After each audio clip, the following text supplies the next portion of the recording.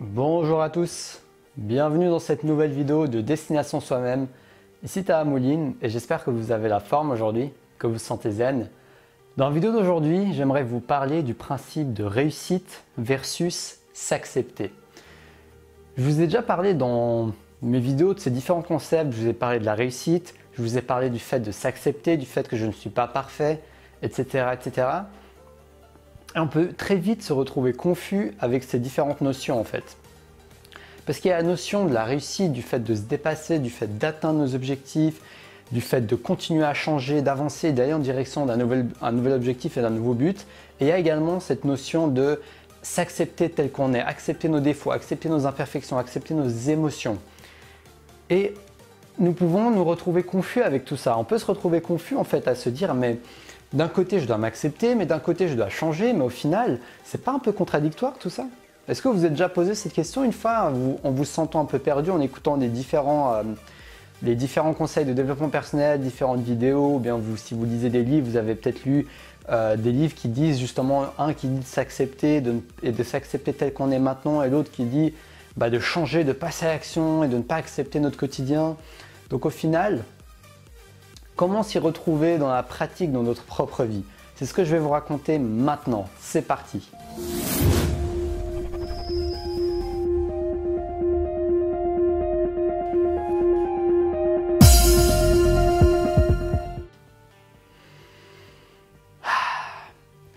C'est très intéressant parce que j'avais eu cette discussion en fait pendant une de mes journées de ma formation de coaching où on parlait de l'échec, du sentiment d'échec et donc ce qui amène à la réussite. Et on parlait beaucoup de ce côté d'acceptation de soi, d'accepter l'échec, de nous accepter notre émotion. Et en même temps, il y avait l'autre côté qui disait oui, mais il faut aussi passer à l'action pour vaincre l'échec. Vaincre l'échec, le contraire de l'échec, c'est la réussite. Et la réussite, c'est le fait de se dépasser, de ne pas s'arrêter à l'échec, de le voir l'échec comme quelque chose de positif. Donc en fait, il y a cette partie dynamique d'action, de ce dépassement, de ne pas abandonner, de se dépasser, de continuer, de continuer, de continuer. Et il y a cette partie qui est beaucoup moins dynamique et qui est beaucoup plus intérieure, qui est de s'accepter, d'accepter nos émotions, de s'accepter tel qu'on est, etc. Donc on peut vite se retrouver confus et perdu avec ces différents éléments qui peuvent apparaître comme étant une contradiction et un paradoxe. Mais dans cette vidéo, j'aimerais vous faire prendre conscience et vous aider à voir ça comme quelque chose de complémentaire, comme quelque chose qu'on peut assembler, qu'on peut mettre ensemble et qu'on peut vivre ensemble, qu'on peut le vivre de manière harmonieuse. Parce que je pense qu'on peut s'accepter tout en nous dépassant et en atteignant les buts qui comptent le plus pour nous. On peut avoir cette ambition d'avoir des buts énormes, des buts qu'on veut atteindre et de changer, oui, de changer votre finance, de créer une entreprise, de changer votre apparence. Vous pouvez avoir envie de changer plein de choses tout en acceptant qui vous êtes. Donc comment faire pour réconcilier ce qui peut apparaître comme un paradoxe? Eh bien, en fait, c'est, comment dire, pour moi, changer ne veut pas dire ne pas s'accepter. En fait, tout dépend de l'intention dans laquelle vous venez, l'intention que vous avez au fond de vous. Le problème, c'est que si vous voulez changer parce que vous avez encore des blessures en vous, ou bien vous avez encore des traumas, ou bien vous avez encore une motivation négative en fait. Si vous avez une motivation négative du style « je dois absolument changer parce que je suis moche, je suis laid » ou parce que j'aimerais que les autres m'acceptent, eh bien là, vous n'êtes plus dans l'acceptation, vous êtes dans une motivation négative. Et cette motivation négative ne va pas être très puissante et solide sur le long terme. Vous aurez peut-être quelques résultats en changeant de cette manière. Mais par contre, sur le long terme, ça ne va pas être des changements concrets, des changements qui vont durer dans le temps, des changements pour lesquels qui vont être sains pour vous. Ça va être un changement un peu malsain parce qu'il y aura une motivation malsaine, négative, qui vous pousse à vous fuir vous-même. Donc plus vous changerez et plus vous fuirez vous-même. Alors que quelqu'un qui a une motivation beaucoup plus saine, c'est-à-dire une motivation qui vient du désir, qui vient de l'envie, qui vient de la motivation et pas du manque. C'est ça la différence, la distinction. C'est la motivation versus le manque. Vous ne partez pas d'une motivation de manque. Si vous partez d'une motivation de manque, vous avez envie de fuir quelque chose. Demandez-vous, est-ce que j'ai envie de fuir quelque chose quand je suis en train de passer à l'action? Est-ce que j'ai envie de fuir quelque chose? Ça peut être fuir votre physique, ça peut être fuir une émotion, ça peut être fuir une situation, mais dès le moment où vous êtes en train de fuir les choses, vous n'êtes plus dans la motivation positive, vous n'êtes plus dans cette état d'esprit, dynamique positive dans lequel vous voulez créer quelque chose, dans lequel vous voulez avoir une abondance, vous voulez créer la vie de vos rêves, vous voulez créer quelque chose de positif dans votre vie. Et c'est ça la différence. Pour moi, s'accepter et avancer, c'est d'aller dans la création, d'aller dans quelque chose que nous voulons intrinsèquement, que nous voulons de manière authentique en fait. Que nous voulons parce que nous sommes motivés par la simple idée de le faire. Que nous voulons parce que nous sommes motivés par cette vision, par cet objectif, par ce but. Et non pas pour fuir quelque chose, non pas pour fuir la pauvreté, non pas pour fuir les critiques, non pas pour fuir, voilà, peu importe, quelque chose de négatif quoi. Le but c'est que vous preniez conscience de votre motivation. Quelle est votre motivation? Et c'est pas facile parce que ça vous demande d'être honnête avec vous-même. Comme j'en ai déjà parlé dans une de mes vidéos, je vous mets le lien qui va apparaître ici dans la description. Mais on peut vite se mentir à soi-même et c'est important que vous soyez honnête avec vous-même. Quelle est votre vraie motivation?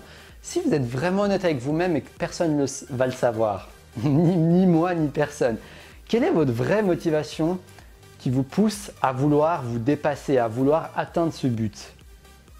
Parce que c'est ça, c'est la réponse à cette question qui va vous donner l'indice nécessaire, qui va vous aider à savoir si vous avez une vraie motivation.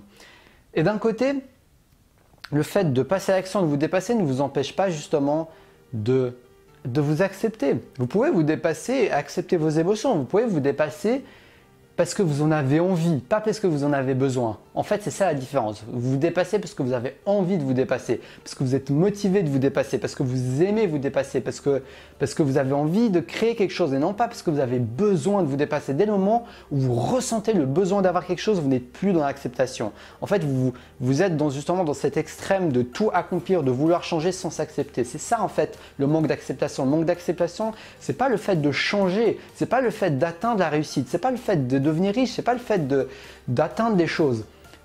Ça, c'est pas un manque d'acceptation. Le manque d'acceptation, c'est d'avoir besoin de ça, de sentir que si vous n'avez pas ce que vous voulez, si vous n'avez pas ce qui vous inspire, vous ressentez un manque. C'est ça le vrai besoin, le fait d'avoir besoin de quelque chose. On peut avoir follement envie de quelque chose sans en avoir besoin émotionnellement. Et dès que vous êtes dans un besoin émotionnel, vous êtes dans l'attachement. Et dès que vous êtes dans l'attachement, vous n'êtes plus dans le bonheur. Voilà, j'ai déjà parlé du principe de bonheur dans une de mes vidéos, je vous mettrai le lien également dans une de mes citations inspirantes.